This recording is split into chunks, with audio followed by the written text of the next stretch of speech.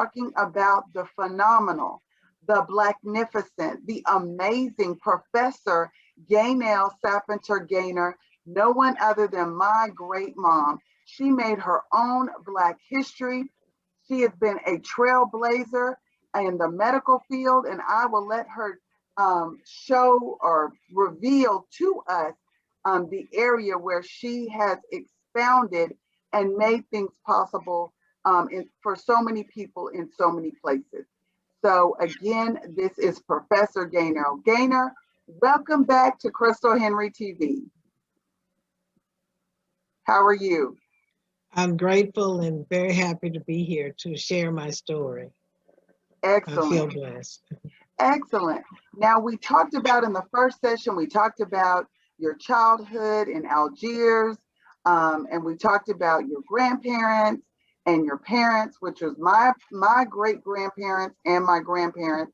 And so did we leave out any story that you wanted to expound on from the first session? Thank you for the opportunity. As I was talking to you earlier, I was thinking about the fact that my grandfather was one of the, I think they were one of two, that were noted in the New Orleans, Louisiana Library. Grandfather Thomas C. Taylor, he was one of the first mail handlers or mail carriers for the railroad. And I spoke with one of the librarians on that. So I think that's probably where he received some of the funds to acquire a cab service that he was the owner of in Algiers. Because when I did, get to Algiers to live with my grandparents, with my sister Barbara, we were the only two living children at the time that my mother and dad had. I just wanted to bring that out. I thought that was significant. He also had a high heel that he wore because of the fact that he used to carry mail at one point when he was younger by horseback, and he broke his hip, right. And of course, in those days, they just would let it heal as it was, and one leg was longer than the other. So he had a special shoe made, and he walked with a little hop, but that didn't stop him. So he was truly an entrepreneur. He had a taxi cab ownership, and he also was a businessman who had rent homes. So I was just very elated about that. Yes, that he was a trailblazer back in the 30s and 40s. That's amazing. Delivering mail by horseback, wow, that's amazing. Just truly amazing. So that was a great history add-in, and I appreciate you sharing that, because I don't think I've heard that part growing up with all the stories and the history that you gave me. So that's amazing. So let's start back with, let's start this session with how college was for you, what you did. I understand that where we left off, my grandmother had asked the nuns of Incarnate Word to give you a scholarship, and they agreed. And so you were one of the Black females, the only one in the program. So let's start there. Please expound a little bit more, Professor Gainer. Yes, being I need to clarify, the only African-American student on the academic side for the, under the college curriculum of radiologic technology at Incarnate Word. It was an all-girls school, and please know there were nuns as well matriculating through the college system with different courses that they were taking. But when I was able to get accepted into the radiography technology, we also call it Radiologic Technology Program, I was actually taking not only covering the courses under the curriculum that the college had set up for me, but I also had to follow all the academic courses that were set up in the hospital-based curriculum. So I had 3,300 hours of clinical education I had to complete, which I did. After my nursing colleagues finished, I had to continue on that summer to finish the practicum. But I did cover all the courses that fell under the college side as well as the hospital-based side at Santa Rosa Hospital. And that was very unusual for me as a student, but I was determined. And this was the first curriculum that was, we call it a pilot program. And I was just very grateful to be accepted into that program. I found it fascinating. Excellent. Excellent. That is amazing, being a part of that pilot program, being the only Black American woman as part of that pilot program. So my next question to you is, doing the, going back and forth through Santa Rosa Hospital, when you graduated from Incarnate Word, did you expect to work in the hospital that you had been doing your studies at or through? Yes. So after I actually walked across the stage, and it was obvious that I was the only major of radiography technology that was not a nun that walked across the stage to get the degree in radiologic technology. Wow. So upon graduating in 1962, and that was the summer of 1962, and I did take my registry exam fall of 1962 and passed the American Registry of Radiologic Technologists exam, national exam, the first time. I thought I would be notified and asked to work at Santa Rosa, which was the place I did have the clinical education from. And I was proficient, and my grades were above average. They were excellent. And after I did not get that call, I then proceeded to fill out applications elsewhere, to include the Bell Telephone Company in San Antonio, which was in the area across from Incarnate Word at that time. And Incarnate Word College, for those that didn't know the early history of the college, it was an all-girls school at that time. And so I began to fill out applications. And of course, I was told by the telephone company that I was overqualified. The position that was open did not require an individual having a degree. And I had the baccalaureate degree in radiologic technology. People call it a BS degree. So I proceeded to fill out more applications, and then I did get a call from a Mr. Dunn of General Electric X-ray Company. And he told me about an opening in Refurio, Texas, which we sometimes refer to it as Refurio, Texas. And it was run by the Sisters of St. Francis, and it was a Catholic hospital at the time. And we're talking about now 1962, 63. And because it was a Catholic hospital and I was used to a Catholic setting, I felt safe in going there by myself, single. And I did step out on faith, and I went over to the to work at the hospital. Well, the sisters, when they met me, they accepted me right away. And I was also working with a lady that appeared to be, because we didn't talk about our ages, she appeared to be maybe in her early 50s, and her brother was a priest. So they made my stay pleasant, because when I went there on bus. I did not have a car, and I did not have a place to stay. And they did not make an apology to me for not having nice accommodations for me as a college girl. Because I was a woman of color, African American, they immediately gave me the name of a lady, an elderly lady who had a home about a mile down the road, and her name was Miss Ryan. So I was able to rent a room, and I was able to have, you know, accommodations and share her kitchen and her bathroom. And those were the days which, as people of color, we had to expect. We could not, there were no apartments available for African Americans. There were no condominiums. There were no houses that I could even consider renting on my own. So I was actually sharing a home with a woman I did not know. Wow, that is so amazing, because we have to know as people of color in 2021 that it was not possible to even, you know, find a project, because a lot of times they talk about the project.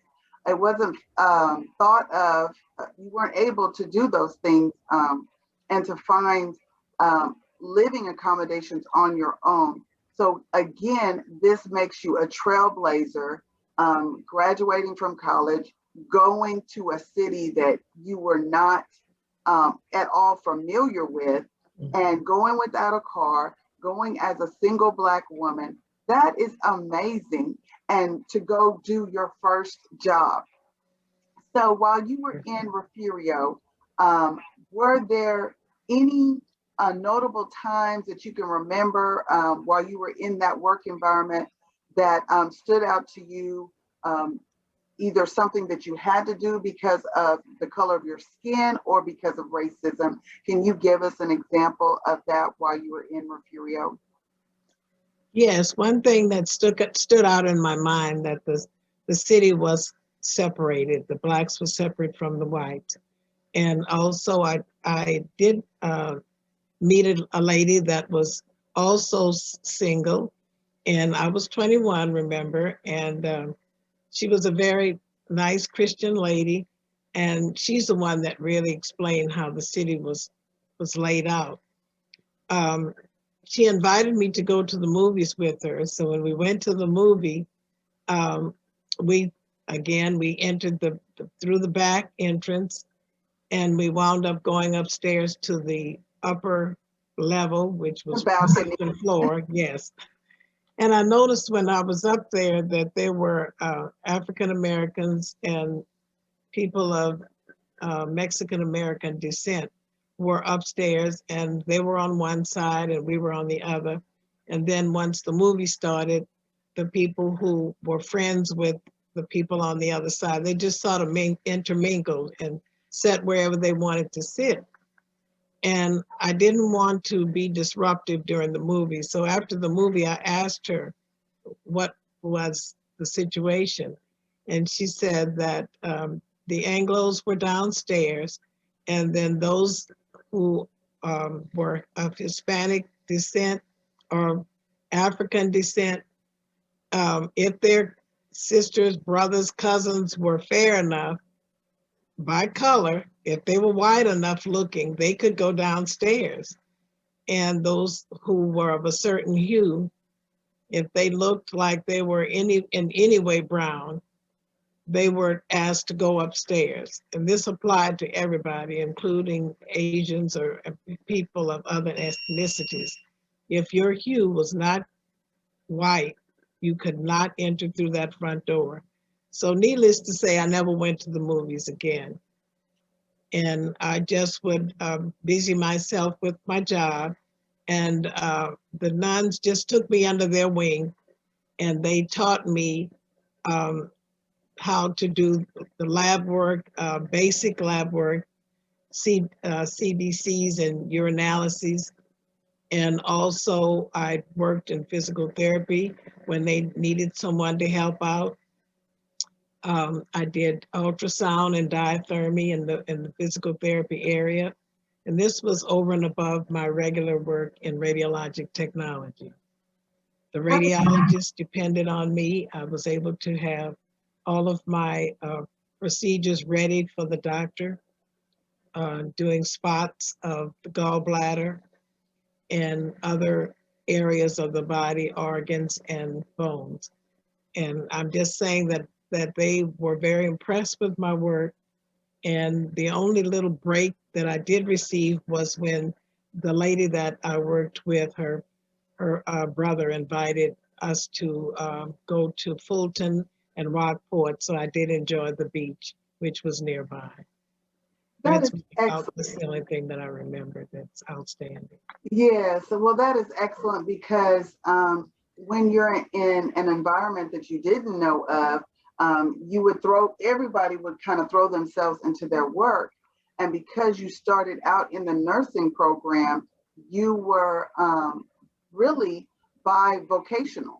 You were able to handle. I was multi-skilled. Yes, you were multi-skilled. You were bivocational. You basically were able to do the nursing side as well as the radiology technological side, and be able to fit in to handle all the needs of that particular job. So fast forward, because we got about another 10 minutes or so. What did you do after Refurio? Where did you go? What did you do with your work history? Okay. After a year or so, the Sisters of St. Francis in Refurio, Texas, informed me that they were going to close the hospital as a Catholic hospital, and it was going to become a county hospital. So when I knew they were leaving, I felt this is my opportunity to come back to San Antonio. So we're talking about 1963 going on 64. And I did return to San Antonio, and I did, do an immediate job search. And I was able to find an opening at the Ear, Eye, Nose, and Throat Hospital in downtown San Antonio. And while I was working there with the doctor, he had his own lab technician doing her work, and he needed a radiologic technologist. And so he was satisfied with my credentials. And of course, he realized that I was more qualified for that job that only required me to take x-rays of individuals who were going to have eye surgery. So some of them would fall out of the bed, and I would have to take like a skull x-ray or x-ray of a hip, an arm or leg, and it wasn't very busy. So after about several months, the lab technician left abruptly, and the doctor asked me would I do the lab work because he needed someone immediately, and I did let him know about my prior training that I received in Refurio, Texas, under the nuns. And so I was able to do the lab and x-ray work because, like I said, it wasn't so busy that I couldn't move back and forth. And while I knew that I needed to be checked by a certified lab technologist, which they made arrangements for that, the doctor had made arrangements for a radiologic technologist who was the program director at Robert B. Greene Hospital. And I have permission, I can say his name, Mr. Miller. Mr. Miller came, but at that time, he came to inspect the radiography technology aspect, my job. He asked all types of questions. Of course, when he came incognito. He just acted like he was just dropping in. But he asked a lot of questions. I didn't feel intimidated by that. And then after he stayed for about an hour, then at the end of the conversation, he asked, had I ever thought about teaching? And I said, no, sir. The thought had never occurred to me. So he said that he would check with his supervisor, who was a radiologist, and the radiologist actually told him no, because at that time they were not hiring African Americans in that position, because I would have been the assistant for this gentleman, and I would have been the person he was thinking about, because I did have a baccalaureate degree, a Bachelor of Science degree in radiologic technology. I would have been perfect to take over, because he was in his mid-60s, and he was thinking about retiring. That is excellent. Now, was he a Caucasian, an Anglo man? This was a man of Jewish descent, but at that time, they had to be careful about who they hired. And so he had to deny me the opportunity. And again, this was 1964, 65, that I was to be, considered for this job. Yes, that's excellent because for someone that was not of African American descent, to see your skills, your qualifications, and understand the abilities that you would need to handle the job, he planted that seed for you to be a teacher. He planted that seed for you to be an instructor, something that you had not thought of. And that seed grew into part of your trailblazing history. So we'll get back to that part once we're done with this part. So what I wanted to say is you're now back in San Antonio. You've gotten out of Refurio. This is close to the time where you met this wonderful, handsome man that changed your life and changed your name. So can you give us a little story, history about how you met that man?